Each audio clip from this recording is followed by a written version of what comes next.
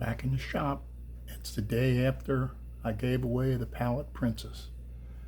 And Ken won it, and he's contacting me a little later today, and we'll work out a delivery.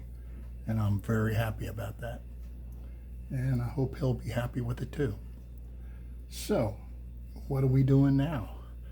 Cherry violin. And so far, it's been working out pretty well. And let me show you all what I'm doing. Let me get this a little better here. I've been taking a glass scraper, and I pretty well have it shaped to where I want how my templates are going. They're all really close to where I want them to be. And I'm not this way close yet, but this way I'm close on where I'm doing it. Now I have glass, and basically getting rid of a lot of the little marks that the plane or the gouge has left. And it works really, really well.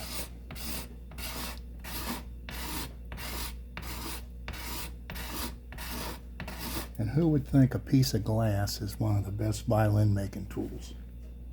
But it is.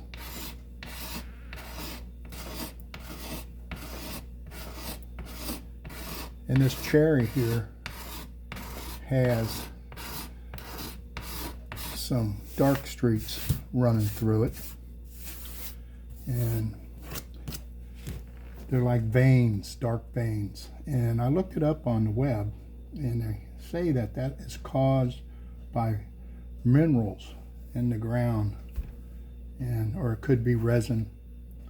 And they say most cherry has it, and they consider it a beauty mark, and it doesn't affect the strength any. And I think it gives it kind of a unique look, and I think this violin's going to have a very unique look. And I've been getting a lot of requests and emails and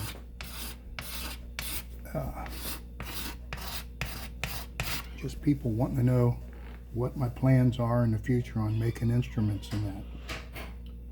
And I'm thinking that I may make a viola. And it intrigues me a lot. And it's just a little bit bigger than a violin. But it'd be something different. And I really can't decide if I want to make a 16-inch or a 15-inch or what size viola I want to make. But that won't be until after I'm finished with the cherry violin. And there's a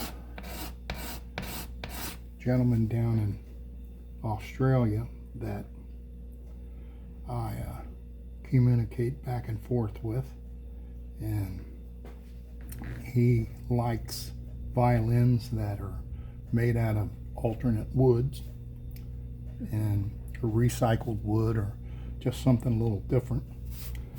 And he wrote me about the cherry violin that I normally use ebony for my fingerboard and that. And he was suggesting rosewood, which I really like that idea.